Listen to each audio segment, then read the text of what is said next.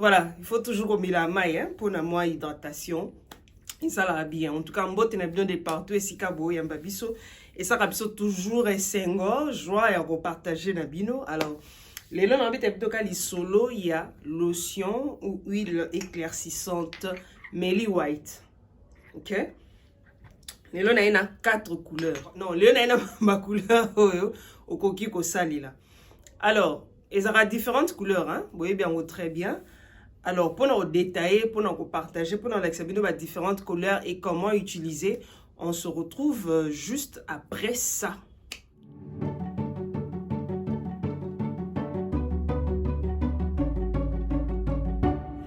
Voilà, en tout cas, son baliboso boyambi biso, merci beaucoup, soyez les bienvenus dans Coloris Club 84, c'est toujours un grand plaisir de partager na binonde na lobaka. Alors, toyambi yo, kobo sanate, o s'abonner, soko s'abonner nante.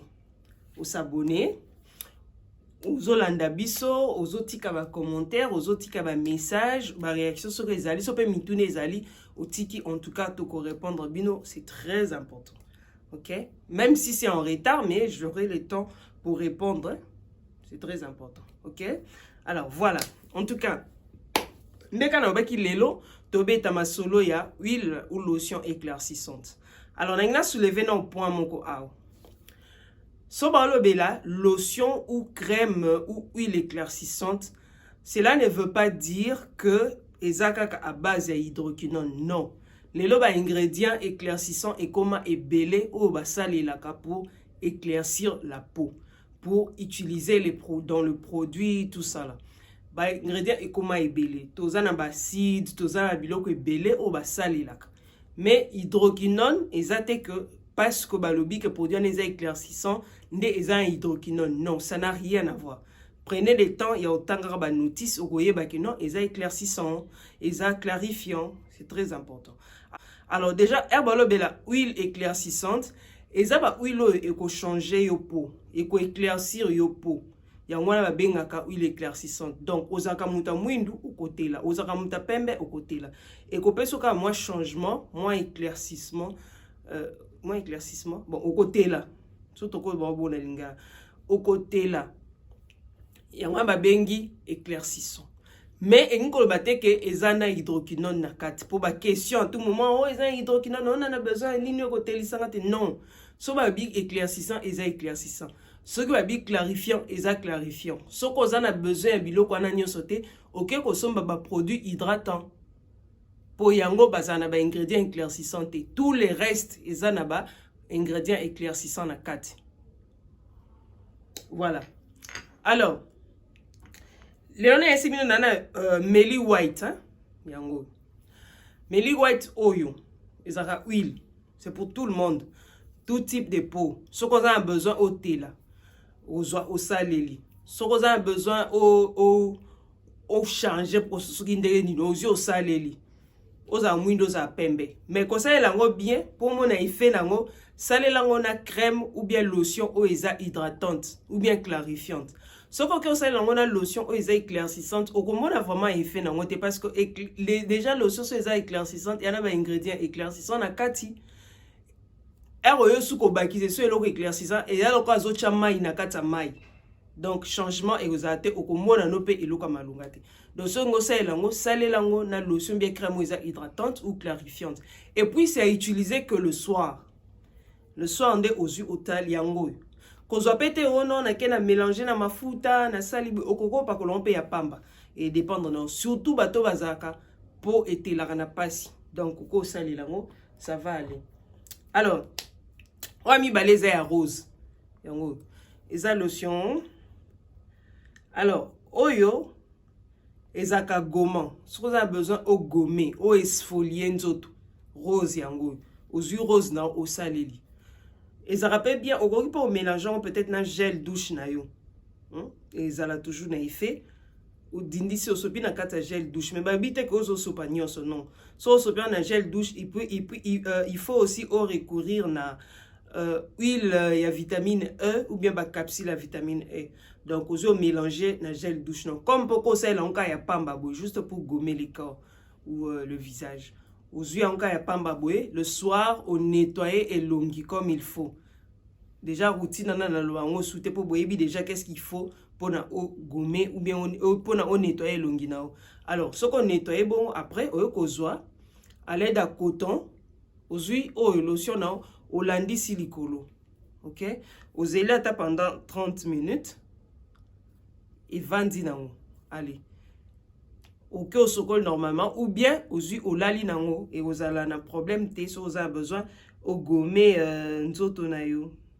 OK, ndeka na baki eza mi na acide ya fruit les aya.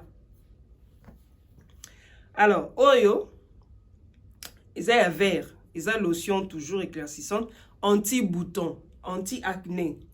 Oyo ce qu'on a bouton ici la qualité bouton et soit bouton boui. Donc ekolongola yango et puis ekolongola na ba tâche. Mais pour ça la bien, il faut toujours qu'on nettoyer. On nettoyer pena et longino normalement na ba produit approprié nde okozwa à l'aide à coton ou bien tige coton aux autres déposer ka place ba bouton ou bien place ba tâche on est ça là que ya ba bouton. Donc au même moment ekolongola et puis ekotelisa yo. Alors, quatrième eza oyo. Bomoni wana. OK? Je crois ils là ou bien. Voilà, il y a jaune. Alors, jaune ezaka bien surtout pour na bateau bana ba quinto. Alors, il faut faire très attention. D'ailleurs, je vais revenir sur ça par rapport à bateau bana ba quinto pour ba quinto musu ezaka nango normal, eza maladie, musu eza normal. Alors, soza ba quinto non o eza au célèbre peut-être ba produit. Alors, bakinto o ezarate que esi baby sio tellement de le bio non o wana solution na te.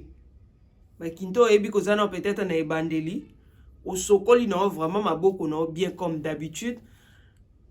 Allez, ndeka ba soit au sali ba produit ya et ba crème à main, ba crème hydratante ya main ezali.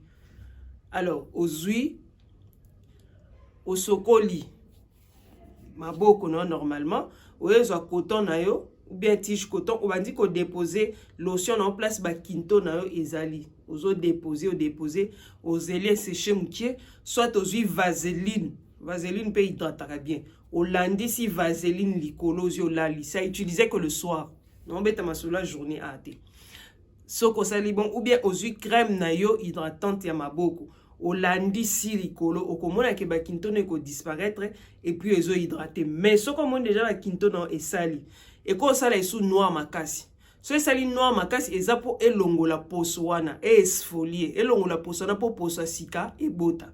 Alors il faut pas s'inquiéter par rapport à ça. Alors ce qui poso wana moni déjà elongwe o ya kale longwe alors tu arrêtes au continuer te au tiki poso na sika et salama poso ko bi au continuer sous na poso wana ya sika et kobe bisao lisusu bien. J'espère que tu veux quand donc aux huiles au déposer bien aux élés longwe, aux huiles toujours crème nayo ou bien vaseline au pakoli. À chaque fois au bando ça la bon le soir, aux huiles au pakoli quinto ya maboko ou bien à makolo. C'est la même chose, mais il faut toujours d'abord on nettoyer comme il faut. Et la canapasi, soit salé là, au moins que ils sont différents. Et pour permettre à ce que au thé là normalement est unifié au pétain. Place au monico ba coup de thé la raté où était la raté à genoux derrière tout ça là aux yeux au saleli au moins que ça va marcher. OK, voilà. En tout cas ba huile o nazali nango lisolo yango wana Meli White tokuta na bino prochainement sope mitune zali bokomi otiki je veux réagir mais au contact je vais réagir par rapport à vos questions, vos réactions, vos réactions, vos suggestions. En tout cas, n'a qu'à réagir, même si elles sont un peu en retard, mais je vais répondre par rapport à ça. OK? Voilà. En tout cas, les lots au soutien. Bye!